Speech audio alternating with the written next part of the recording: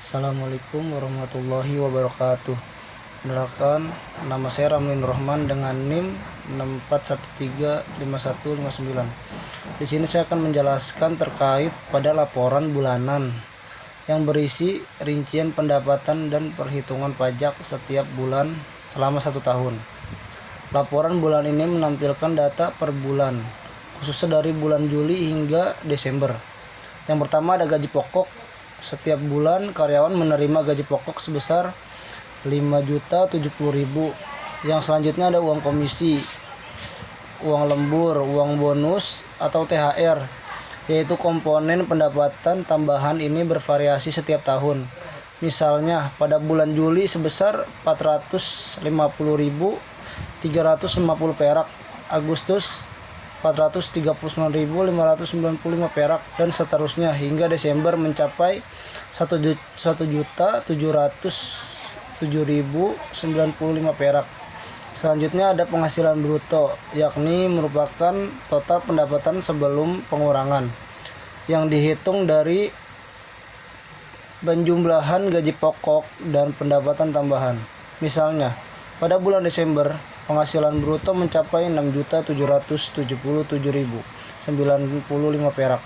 Kemudian selanjutnya ada pengurangan, terdiri dari iuran BPJS Ketenagakerjaan atau JHT dan JP, serta BPJS Kesehatan, masing-masing sebesar 50.700 perak per bulan, sehingga total pengurangan bulanannya adalah 152.100 perak. Berikut ada penghasilan neto.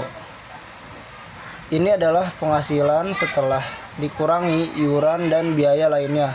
Contohnya pada bulan Desember, penghasilan neto sebesar 6.624.995 perak, dan selanjutnya ada pajak PPh 21, yaitu tarif pajak yang dikenakan setiap bulan adalah sebesar 28.553 perak. Selain data bulanan, terdapat juga subtotal tahunan yang merangkum total gaji pokok selama setahun sebesar 32.420.000. Total pendapatan tambahan yaitu 5.197.875 perak, sehingga total penghasilan bruto setahun menjadi 35.617.875 perak.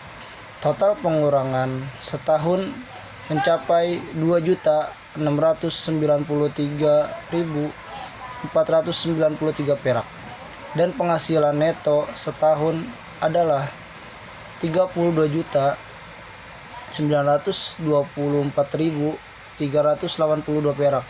Jadi pajak yang dipotong selama setahun adalah 171.318 perak. Jadi laporan bulanan ini sangat penting sebagai dasar perhitungan pajak penghasilan karyawan, mulai dari pendapatan bulanan, pengurangan, hingga jumlah pajak yang harus dibayarkan setiap bulan dan total tahunan. Data ini juga menjadi acuan dalam pelaporan pajak tahunan, serta memastikan kewajiban perpajakan perusahaan dan karyawan telah terpenuhi dengan benar.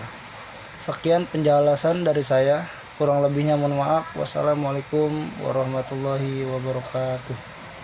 Di sini saya akan menjelaskan cara lapor SPT tahunan secara online di DJP Web. Di sini kita login terlebih dahulu. Oke, karena saya sudah login, berbentuknya seperti ini. Jika belum punya akun DJP bisa daftar dulu. Tidak mudah kok, nggak susah. Di sini kita akan lapor. Oke, lapor, kita ketik e-filing. Baik, di sini saya akan lapor di tahun 2024. Kita buat SPT, kita isi form. Apakah Anda menjalankan usaha atau pekerjaan bebas? Kita jawab ya atau tidak. Kita klik tidak. Selanjutnya ada pertanyaan, apakah Anda seorang suami atau istri yang menjalani kewajiban perpajakan terpisah atau disarta? Kita jawab tidak juga. Apakah penghasilan bruto yang Anda peroleh selama setahun kurang dari 60 juta rupiah? Nah, kalau kurang kita jawab ya, maka itu kita isi SPT yang 1770SS.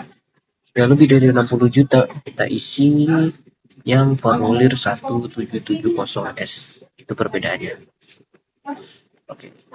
Ya, karena penghasilan kurang dari 60 juta, di sini kita data formulir mau tahun berapa.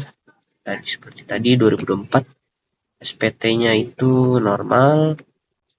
Oke, selanjutnya ini pembetulan, kita ada pembetulan yang sudah lapor.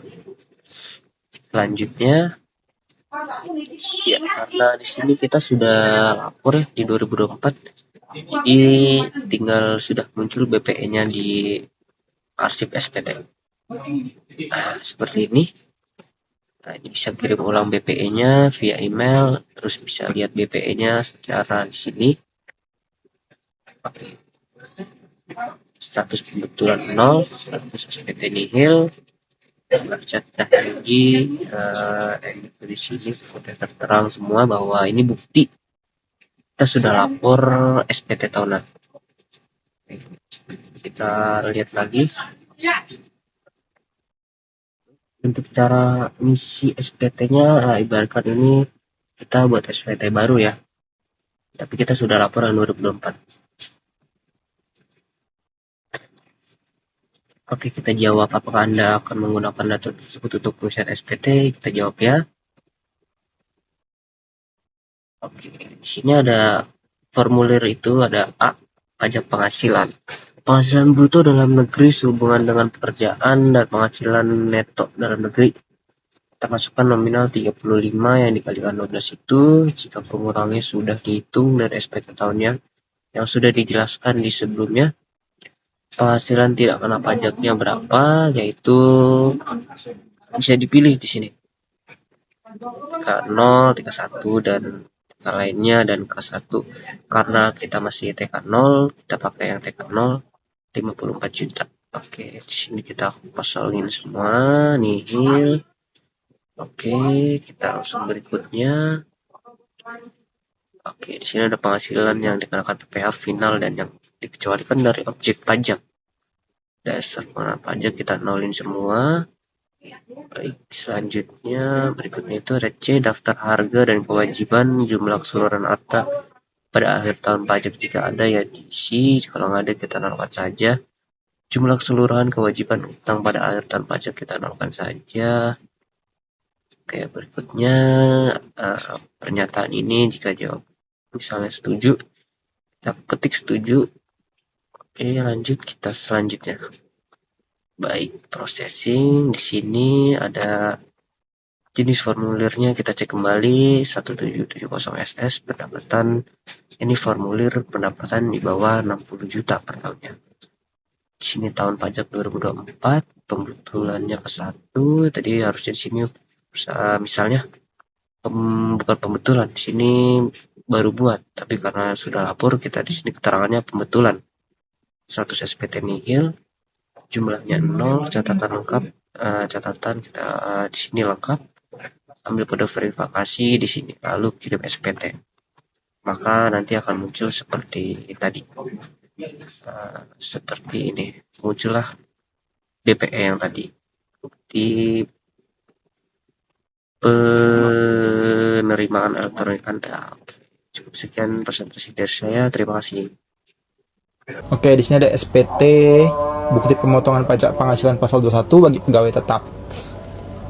Oke, di sini statusnya atau jumlah tanggungan keluarga untuk PTKP-nya ada TK0.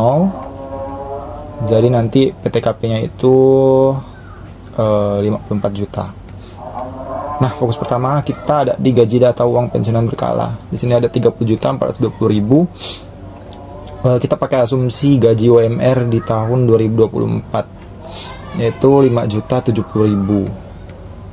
Di sini juga tunjangan lainnya, uang lembur dan lain-lainnya ada 3.546.069 rupiah. Ini per bulannya berbeda-beda tergantung dari kerajinannya juga.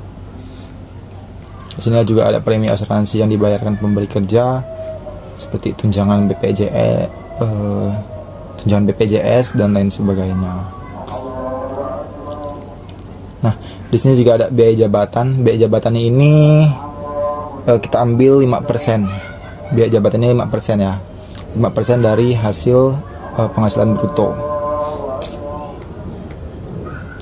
Ada juga iuran terkait pensiun dan hari tua, 912.600 rupiah. Jadi jumlah pengurangnya dari biaya jabatan dan iuran terkait pensiun itu di angka 2693.493 rupiah.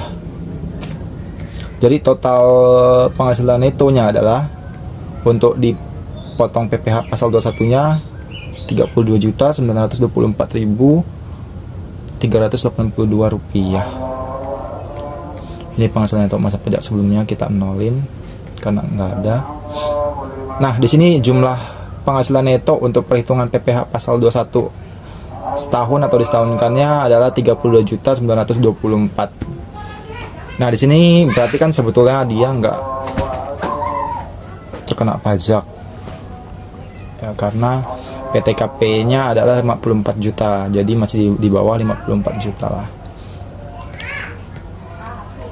Jadi dia tidak terkena pajak. Tapi dalam setiap bulannya dia ada potongan PPh pasal 21. Nah, nanti itu bakalan dialihkan menjadi deposit atau sebagai lebih bayar pajak. Itu ada sekitar 171.320 rupiah.